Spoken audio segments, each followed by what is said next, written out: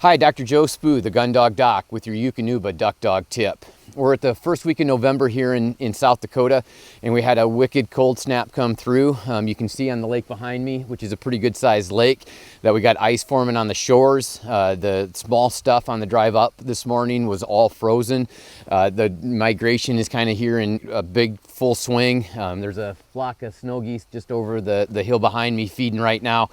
And there's a lot of birds in the area, and so it's a time of year that we all get excited. We get a little bit anxious because our season up here appears to be ending about a month early, and so we want to get out. And the thing that scares me more than about anything else, even probably a little bit more than heat in the early season, is ice this time of year, and people getting a little bit overzealous with these late season birds or these migrating birds and hunting dogs around ice. And I would caution you to be very, very cautious breaking ice or hunting dogs on the edge of open water.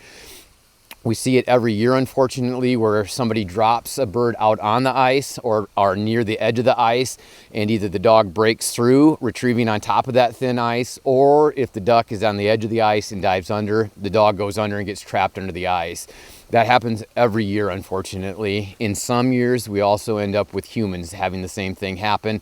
They panic when their dog goes through the ice, they try to go save them, and they end up in the same scenario. And so my advice, don't hunt your dog close to ice. Don't hunt it around ice. If you're breaking ice to get into some of these spots, I would keep your dog either tethered, leashed, or perhaps just leave them at home. It's a totally different discussion than hypothermia.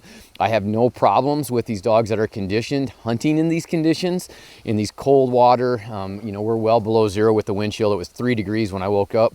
I have no problem with most of these dogs hunting in those type of conditions if they're bred for it. So your labs, your chessies, your Goldens, Curlies, your Flatties, just not, dogs like Lily, my cocker. If the dog's bred for it, conditioned for it, and we can talk about hypothermia in another tip segment.